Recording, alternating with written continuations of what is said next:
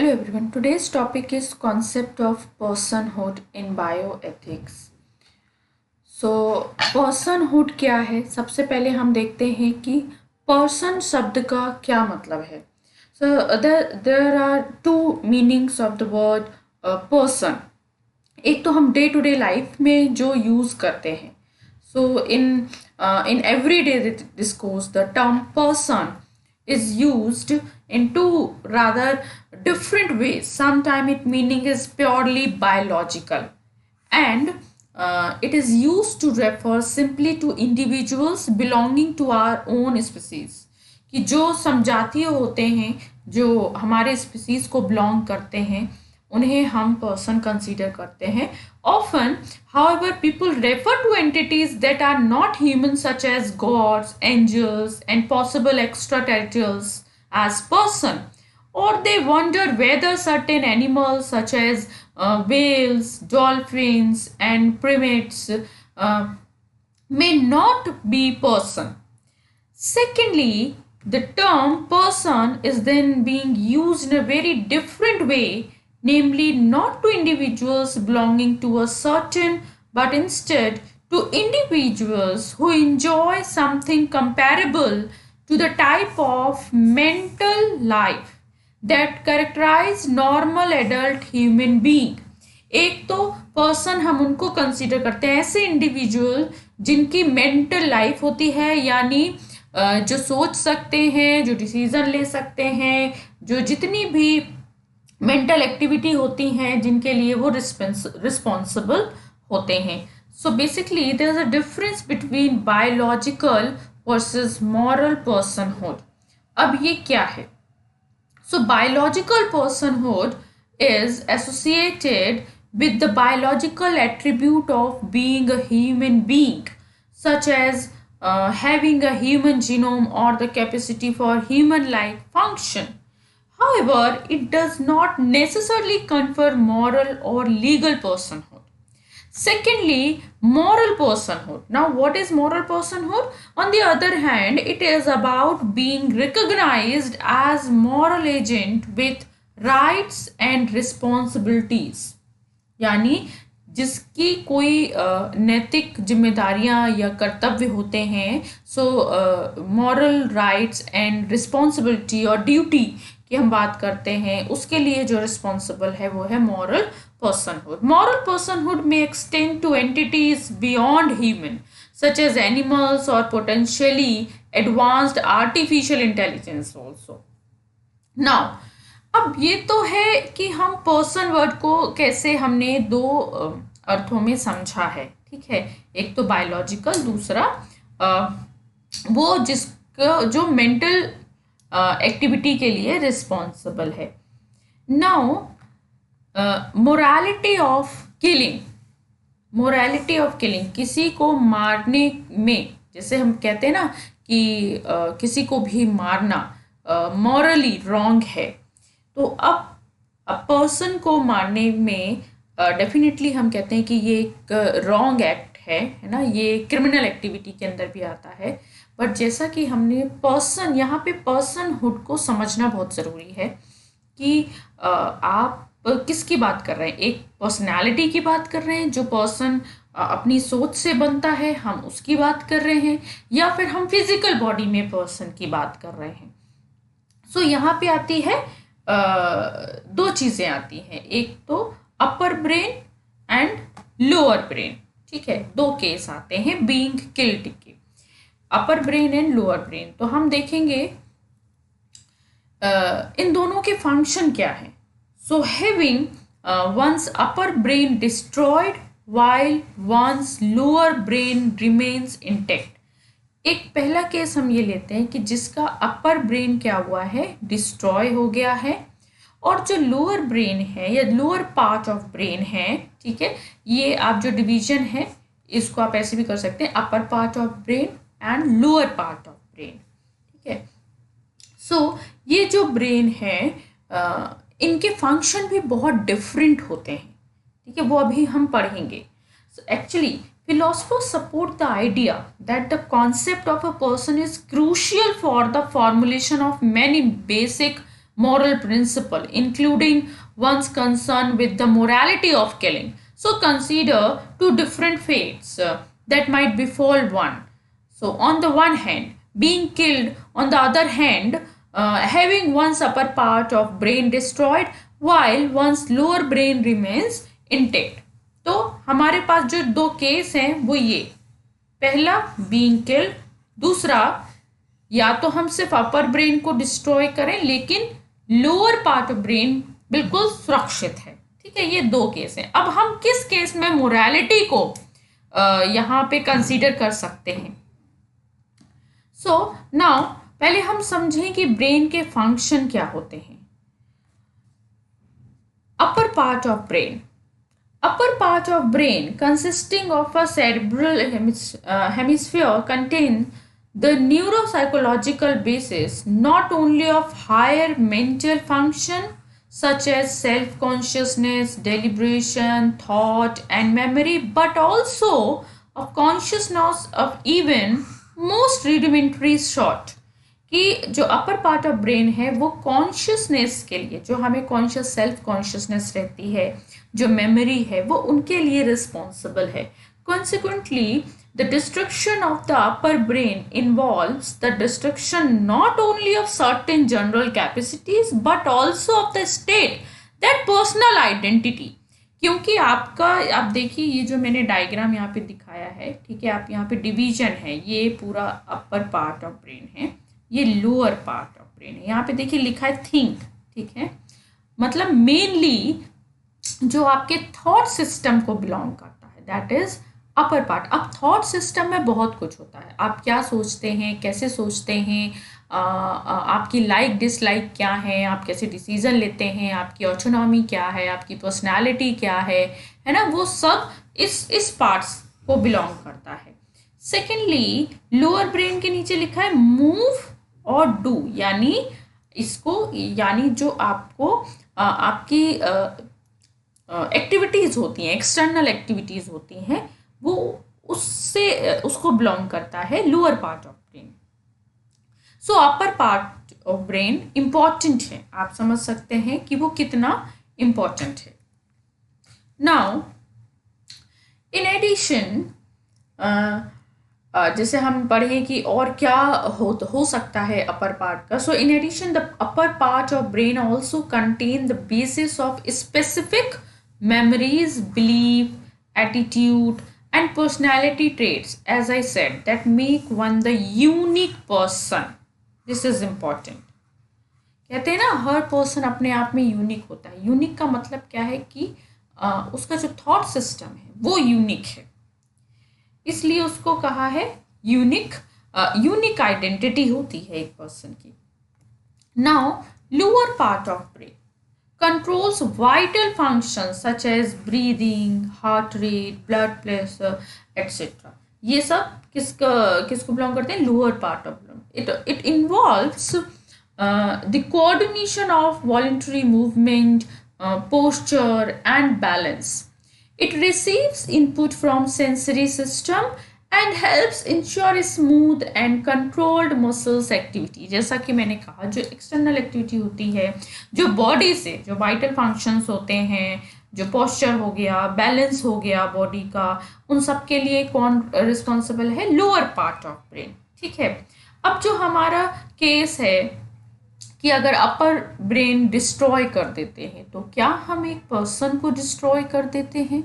क्या वहाँ पे मोरालिटी रेज होती है? क्या हम कहेंगे कि ये एक इमोरल एक्ट है? या बीइंग किल्ड, किसी को जान से मार देना, वो एक, इन दोनों केस को हम ले सकते हैं, क्योंकि यहाँ पे पर्सनहुड को समझना ज़रूरी है। और इसी कॉन्टेक्स्ट में हम बात कर सकते हैं रीप्रोग्रामिंग की।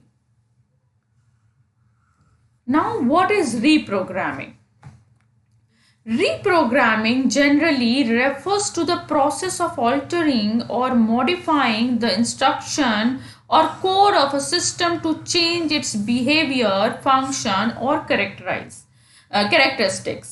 So the term is commonly used in various fields, including computer science, biology, psychology, here are some context or few contexts in which the term reprogramming is often used. आपको ये शब्द कुछ फील्ड ऐसे हैं जो बहुत जहाँ पे रिप्रोग्रामिंग जो वर्ड है वो फ्रिक्वेंटली यूज होता है, और जैसे कि सबसे पहला तो है computer science. So in computer science, reprogramming refer to the process of modifying the software or code of a computer program to achieve a different set of instruction. तो जो हम कोडिंग करते हैं उनकी रीप्रोग्राम कर सकते हैं, या जो सॉफ्टवेयर हो गए उन्हें रीप्रोग्राम कर सकते हैं, है ना. देन सेकेंड नंबर पे है biotechnology and genetics. So in the field of genetics, reprogramming is associated with altering the expression of genes in cell. यहाँ पे क्या होता है कि genes में हम modification करते हैं. Then psychology. In this field, reprogramming may refer to effort to modify or change certain behavioral pattern or thought process. कि आपकी साइकोलॉजी को चेंज करने की कोशिश किया जाता है, उसे मॉडिफाई करने की कोशिश की जाती है. Then neuroscience. In neuroscience, the term may be used to describe process related to synaptic plasticity or change in neural connection. The brain is capable of reprogramming itself to adapt a new experience, learn new information और recover from injury. है ना, वहाँ पे reprogramming होती है. ये neuroscience से connected है. Then machinery and robotics. In the context of machinery and robotics, reprogramming involves updating the instructions given to a machine or robot. This can include adjusting parameters, changing operating modes, or introducing new functionality. तो machinery तो हम सबको पता है कि हम उसकी reprogramming कर सकते हैं, उसके फंक्शन को चेंज कर सकते हैं. Now, the concept of reprogramming implies a deliberate or intentional effort to bring about a change in the functioning of a system. It underscores the adaptability and flexibility of various systems, whether they are technological, biological, psychological, or societal, to respond to new information, environments, or goals. Now, this is the idea of reprogramming in general. Now, if we talk about reprogramming in the context of human mental capacity or human thought system, अगर हम इसके context में reprogramming की बात करें तो reprogramming क्या हो सकती है?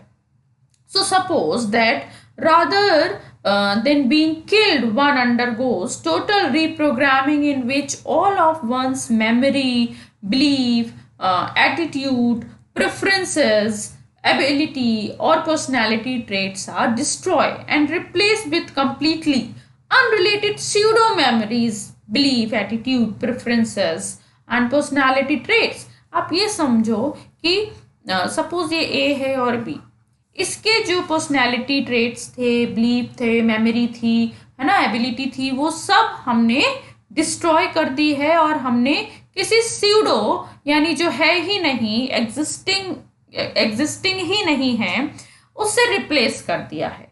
ठीक है, कि हमने पर्सन को मारा नहीं है, हमने उसे किल नहीं किया है, लेकिन हमने रिप्रोग्रामिंग कर दी है उसकी मेंटल कैपेसिटी में, उसके थॉट सिस्टम में. Now, if this were done, an entity would still exist and would be not only a living member of our species, but also psychologically normal adult human being. इस case में एक तो हमने किसी को मारा नहीं, दूसरी बात जो मेंबर है जिसमें रिप्रोग्रामिंग कर दी है वो लिविंग भी है और वो नॉर्मल एडल्ट बीइंग है, उसको कोई हार्म नहीं हुआ. But would performing such an action be any less wrong than killing or destroying the upper brain of a normal adult human being? मतलब क्या सही और क्या गलत, इसको हम कैसे जस्टिफाई करेंगे? क्या इस तरह से किसी की रिप्रोग्रामिंग कर देना एक मॉरल कंसिडरेशन नहीं है? So now the question is human person and human organism identical? क्योंकि जब हम रिप्रोग्रामिंग करते हैं तो हम क्या करते हैं, उसके एक ऑर्गेनिज्म से कनेक्टेड है। तो क्या हम ये कह सकते हैं कि जो पर्सन है और जो ऑर्गेनिज्म है वो आइडेंटिकल है? The answer is no. Now क्यों नहीं है, इसकी कुछ ऑब्जेक्शंस हैं। The first objection turns upon a point made in a preceding section, namely that having one's upper brain completely destroyed appears to be just as bad as being painlessly killed. But when a human person upper brain is destroyed, there is still a living human being. कि अगर हम ये आपका organism हो गया ना, ठीक है, जो अपर पार्ट ऑफ ब्रेन है, तो कहते हैं कि अगर ये किसी का डिस्ट्रॉय भी हो जाता है तब भी एक लिविंग ह्यूमन बीइंग यानी पर्सन तो एग्जिस्ट कर रहा है। सो हम कैसे कह सकते हैं कि ये दोनों आइडेंटिकल हैं? So accordingly if human person were identical with human organism, person would be destroy when an upper part of brain was destroyed. But then how could it be the case that destruction of one upper brain is as bad as being painlessly killed? Secondly, the example of body A and body B. अगर हम ये क्या example है? A second and closely related objection is this: suppose a body A upper brain is destroyed, whereas body B बीज body is destroy. ठीक है, एक suppose मान लीजिए कि ए और बी दो ह्यूमन है, इसका अपर ब्रेन डिस्ट्रॉय किया गया है और दूसरे की बॉडी डिस्ट्रॉय की गई है। अब except for the upper brain, so which is then transplanted into what had been body as body. अब वो कहते हैं कि अगर इनको ट्रांसप्लांट किया जाए, ठीक है, कि क्योंकि एक की बॉडी फिनिश हो गई है और एक का अपर ब्रेन, अब इन दोनों को अगर मर्ज किया, so if human person were identical with human organism and if one knew that one was going to be involve in a scenario of this sort, then other thing being equal, one should choose to be in body A position rather than bodies B, क्योंकि body B तो पूरी destroy हो गई है। तो किसी को लगेगा कि ये पहली पोजीशन ज्यादा सही है जिसमें केवल अपर ब्रेन डिस्ट्रॉय हुआ है ना।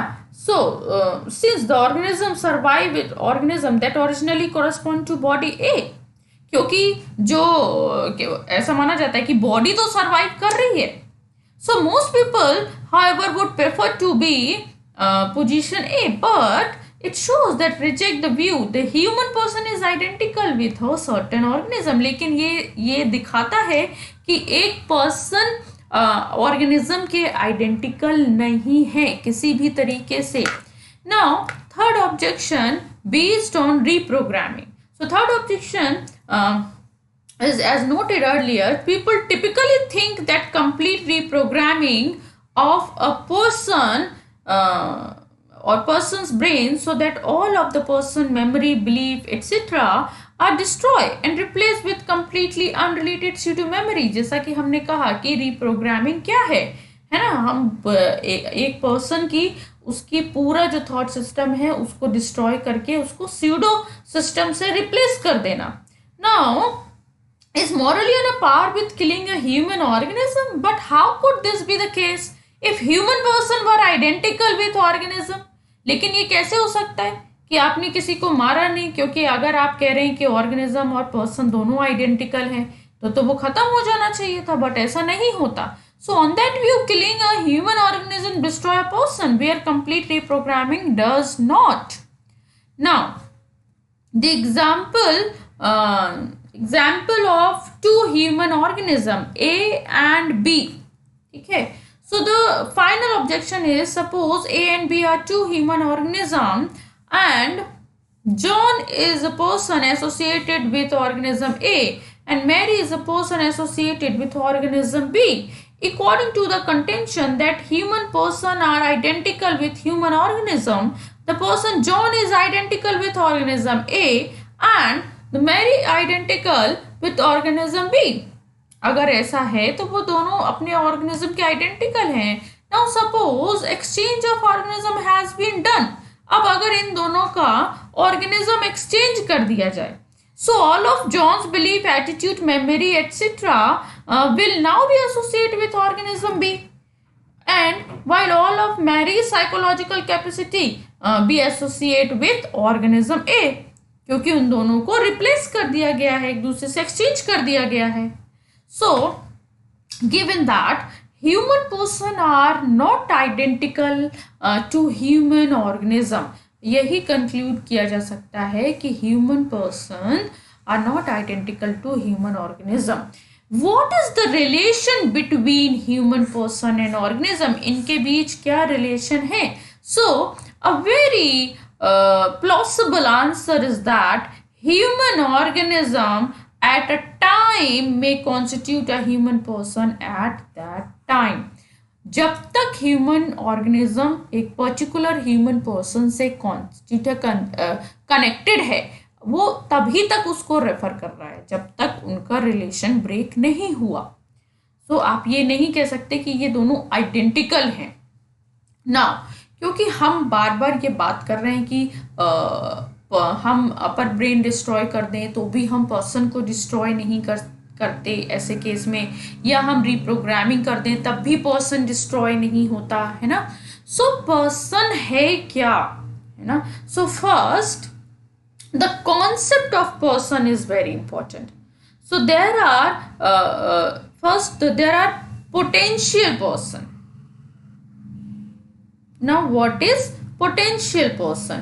Where the concept of a potential person is the concept of an entity that though not a person contain within itself all positive factors that are needed in order for it to become a person. यानी जो अभी तक person हुए नहीं है लेकिन उनके अंदर कैपेबिलिटी है, पर्सन होने की संभावना है, इसलिए कहा गया पोटेंशियल पर्सन, यानी पोटेंशियलिटी है पर्सन होने की. Then second, neither person nor potential person, they belong to a species whose normal adult member are person. For example, anencephalic human babies. Now what is anencephalic human babies? Anencephaly is a serious birth defect in which a baby is born without part of a brain and a skull. So आप देखो कि ये भी person कहे जाते हैं जबकि उनमें ब्रेन की कैपेसिटी नहीं होती, या कुछ पार्ट मिसिंग होते हैं, या उनका स्कल मिसिंग होता है. Even there are some religious belief also.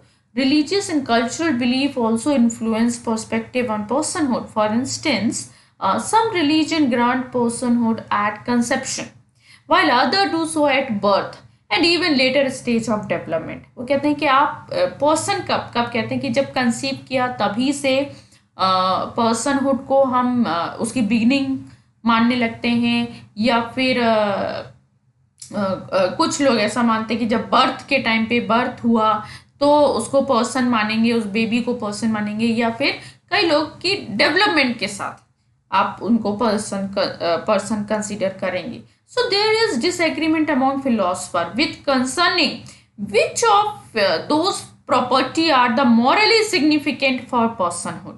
ऐसा क्या है जो पर्सन को पर्सन बनाता है, और what are the necessary characteristic for personhood.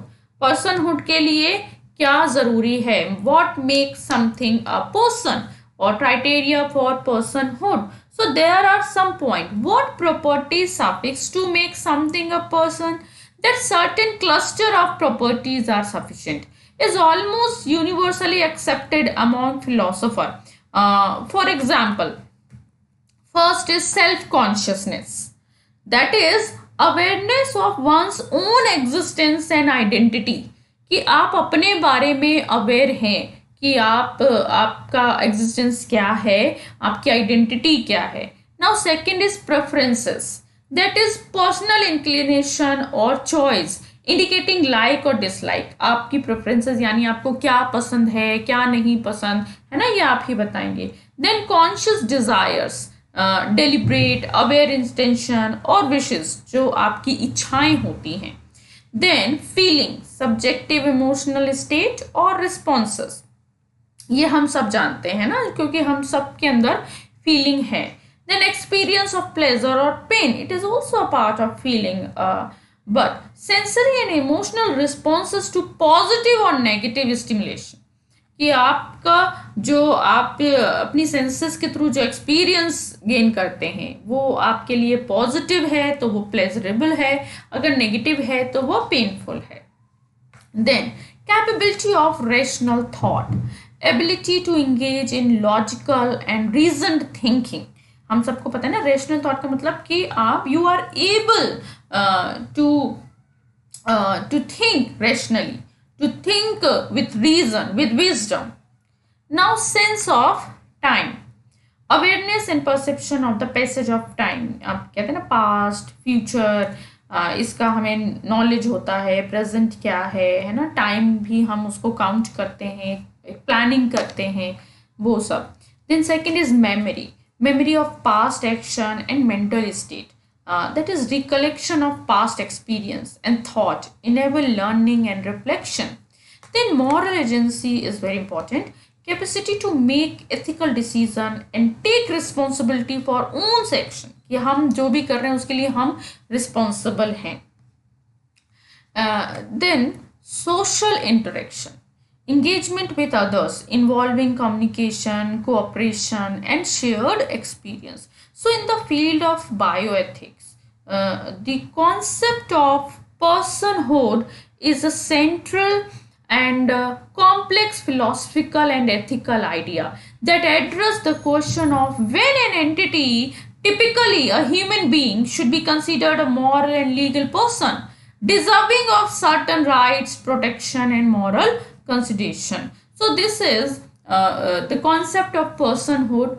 क्योंकि ये बहुत लेंदी टॉपिक है बट मैंने आपको बहुत शॉर्ट में समराइज करने की कोशिश की है कि एक्चुअली पर्सनहुड क्या है, जो बायोएथिक्स में ये सिलेबस बेस्ड है कि बायोएथिक्स में हम जो पढ़ते हैं उसके अकॉर्डिंग है. Thank you so much.